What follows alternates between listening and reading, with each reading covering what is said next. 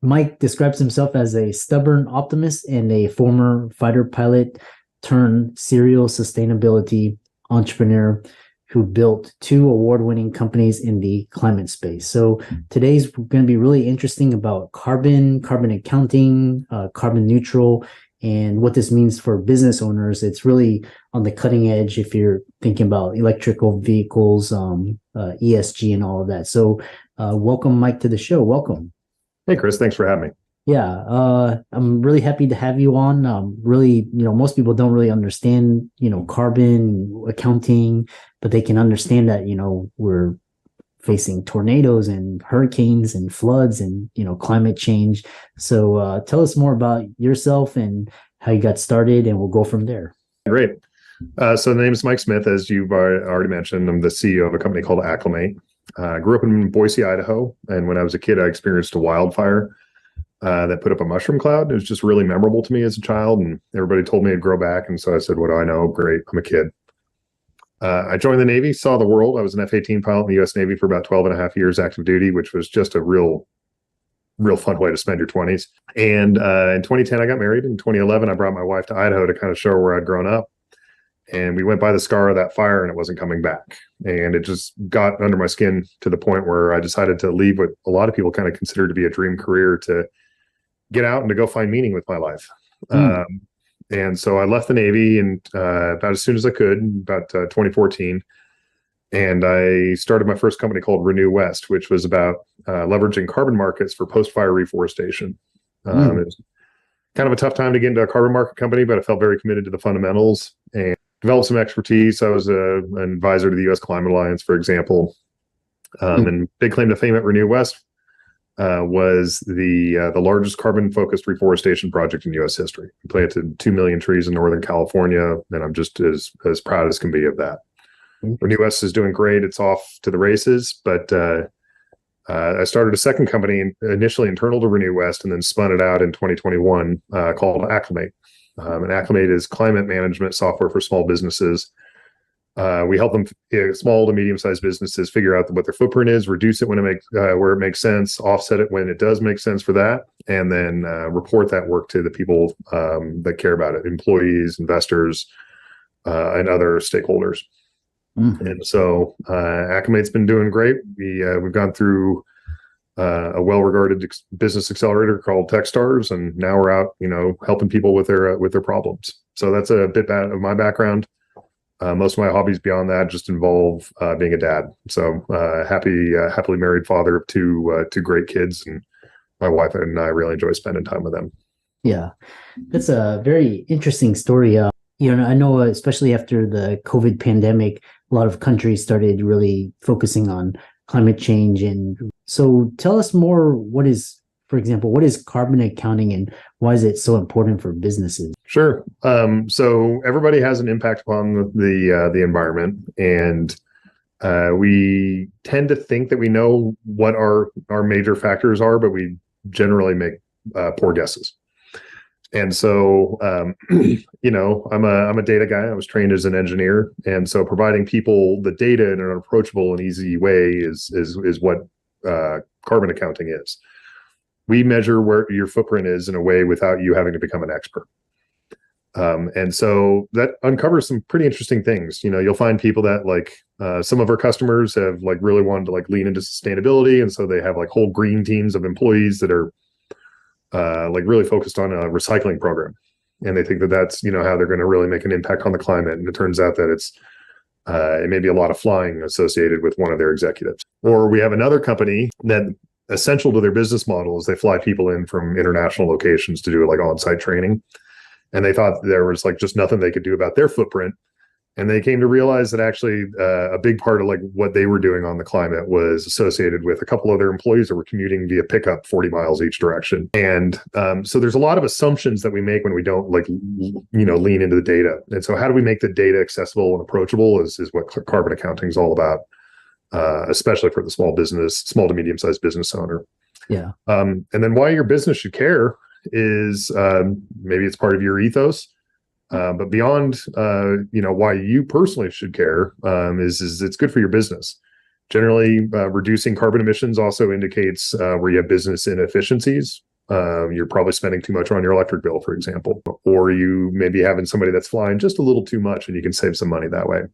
But even beyond kind of the bottom line stuff, you're going to have to here increasingly. If you want to sell to the climate generation, millennials and Gen Z that really care about this stuff, or employ any of them, they're starting to demand this kind of work. And it's a way for you to start to really break out from your competitors in that regard. If you are part of a supply chain for a large public company in any way, shape, or form, that reporting is going to be required. If you're raising investment, increasingly investors are going to require this accounting. It's just part of the business. And so we like to think of Aclymate as like get on the bus or get run over. Like it's you might as well get ahead of the trend. Yeah. And what's interesting is that there's so much misinformation out there, and especially because I know for a long time the oil companies were saying that climate change, global warming is, it's a fad, just like the tobacco companies back then said smoking doesn't cause cancer. And then Al Gore came out with this movie which really exposed the truth. So what is in terms of politics and policy, what is being done on that front? Yeah, it's funny that, and it's great that as a physician, you go to the cigarettes cause cancer. I use that all the time as my kind of, we all grew up, we knew it was all junk science. There was a bunch of people that just kind of believed the lies and were willing to kind of go with it because they, were resistant to change. And then we had a whole generation of people that changed and got tired of their grandmother dying of cancer for dumb reasons. And they just got sick of the lies, right? And so you're seeing a lot of that in the climate space too, right? Which is that there's this rising demographic shift of people that have just grown up their entire lives knowing about climate change and just getting sick of the lies. And that's having some really profound effects. And so, when I first started at RenewWest, like climate was like an 8th or 9th or maybe 10th level issue for people. Like it was like something they kind of cared about, but they didn't vote. Like they had like priority issues. You have climate voters now. People that like this is their number one priority, and it's not a small percentage of the population. And so that's changing. One of the places like politically that you see changes, like Pew Research did a survey of people around climate. And in our highly, bifurcated political environment, the one place where Republicans and Democrats start to agree is amongst younger Republicans and Democrats care about climate, both care about climate. And it's the difference between younger and older Republicans. And you're starting to see that shift. How they want to engage with it's a little bit different, but they're not denying its existence any longer. And so just like the smoking causes cancer thing, in the span of a couple of years, things have rapidly shifted. When I was, when I was a young person, like, you could still smoke in restaurants, and there was still occasionally an airplane you could smoke in.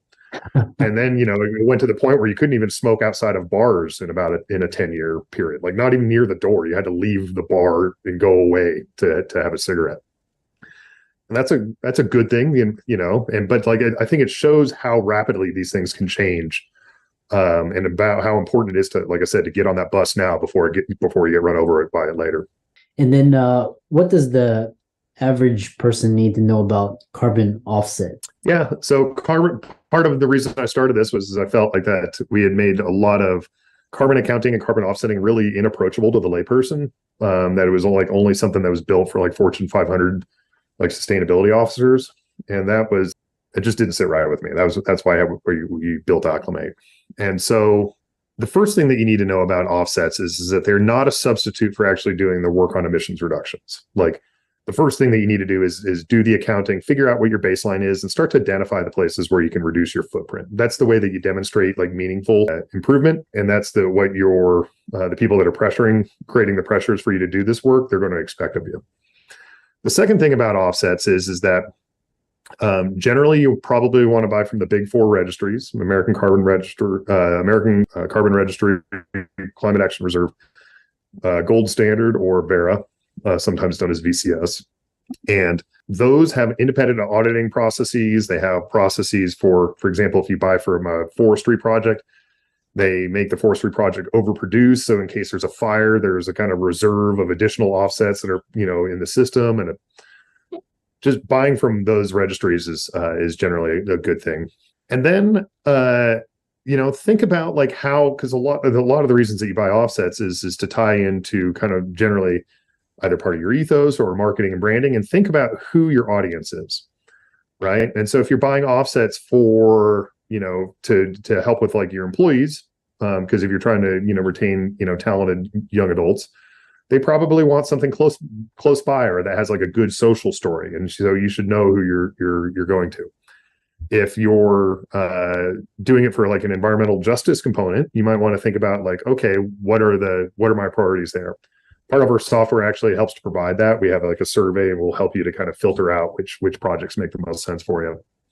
And that's pretty much it. And then the last part I would say is just buy from somebody that you trust. One of the things we're proud about is having like a leading selection of offsets available. You're going to have a hard time finding a greater selection of offset projects available anywhere on the web.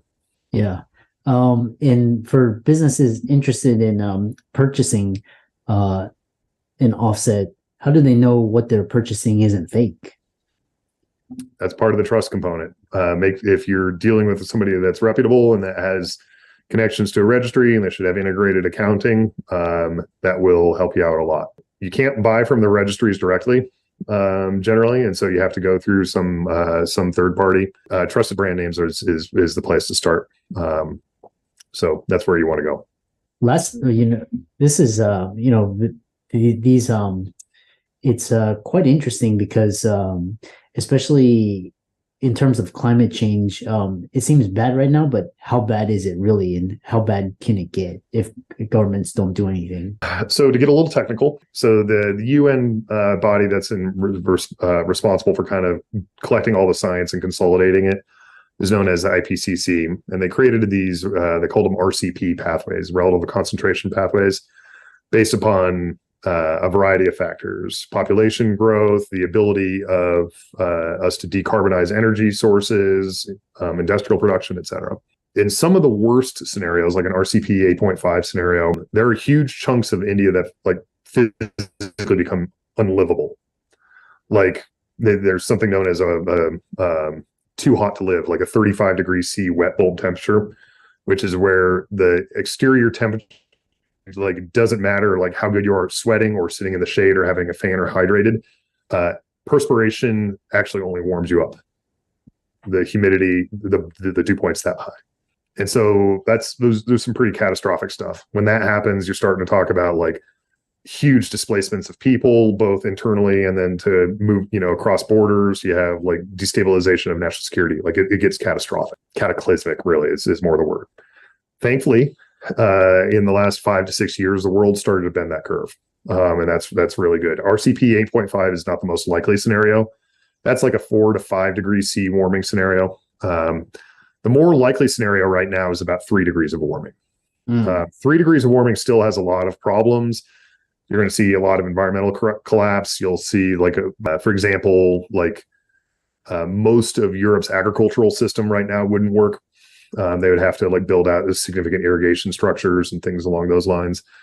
You'd have massive die-off of fish in like the Black Sea. The Western United States becomes essentially unfarmable.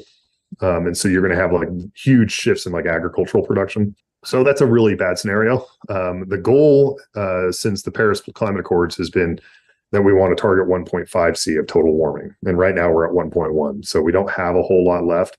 And they said the worst case scenario is about 2 C. Mm-hmm. So we still have a lot to go. 3 C is way warmer than we can accept. 2 C is really warmer than we should accept. And 1.5 C is about as good as we could absolutely hope for. And so there's a lot of room there. 1.5 C still has problems. We're still going to start, see some real strain on a lot of different systems, but things will probably work out okay. Yeah. Another question that I get from the audience is, what is the term greenwashing, and what does it mean? So it's an important question for your audience to ask themselves. So greenwashing is the concept of trying to display that you're claiming sustainability when not really being sustainable. You brag about how you're using renewable energy, but you're not really sourcing renewable energy. It just happens to be the utility company that's doing that anyways. Or, we have a recycling program that, we participate in, but meanwhile, like sending a ton of waste to landfill. Like there's a lot of things there. And so it's important because this younger generation, the climate generation, completely intolerant of greenwashing.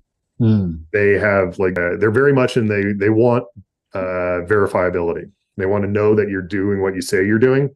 And we've built a little bit of that into our software, which is we actually have we provide you with your own sustainability page that you can share to show that you're doing this work. They want a demonstration of action. And it's not just enough to make a claim, you've got to show. And the next question is, for example, greenwashing once a business becomes carbon neutral, what is the best way to market this to its stakeholders without appearing to be greenwashing? Yeah, that's part of that, I think, starts with leadership, which is that a leadership actually makes a public statement about like what their values are and why they're doing this. And it's one of those, prove it scenarios. So when we looked at the system out there for companies that wanted to like reduce their footprint and or buy offsets, it was very reliant upon them to make the claim and to back it up. They had to like do their own accounting. There were very few public accounting structures available to them. And then if they did the accounting, then they had to go out and buy offsets. And then usually they'd have to write up like a press release or a blog post or something along those lines. And it was just really like cumbersome, right? And if you're a small to medium-sized business owner, you don't have time for all that stuff. Like you want to do the right thing and it should be easy. And so one of the things that we built in there is that we wanted to have it all integrated in one piece of software where you do the accounting, you can buy the offsets, you get a certification from our company that you can put on your website. It's a widget that ties back to ours, and it actually helps to demonstrate like where you've bought the offsets from, how long you've been doing it. It demonstrates all of that stuff. And so with, pretty quickly you can do that demonstration. You have that link you can place right on your website, and anybody that has questions, they click on it and it shows, what's your current accounting. Yeah. Obviously we have to be, careful of business confidentiality and a couple other, important things around, customer privacy. But there is, some stuff that we can display very quickly and immediately and make the claim real. Very fascinating discussion. I learned so much about, this area, and it has so much because Elon Musk said, one of the biggest crises that we face is climate change, and we'd start to see what's happening, and the other is artificial intelligence. We're starting to see that as well. So how can people follow you, contact you, ask you questions, visit your website, etc.? Yeah, absolutely. So as again, the name is Mike Smith. You can find me on LinkedIn. You can search my company on LinkedIn as well, or on the web. Company's name is Aclymate, Aclymate. You can go to aclymate.com and contact us there. So those are some of the primary points for being able to kind of follow along with me. I do post to LinkedIn as well if you want to follow me as an individual. Yeah. You can email us at hello@aclymate.com, HELLO@aclymate.com. And then if you'd like to email me personally, it's just mike@aclymate.com. And I'd love to help you in any way I can. Yeah. And for all the listeners out there, thank Mike for a fantastic discussion. All of his resources will be in the links and show notes. Be sure to follow him on Facebook, LinkedIn, Instagram, Twitter, as well as his website, acclimate.com. And with that, thanks so much. And it was great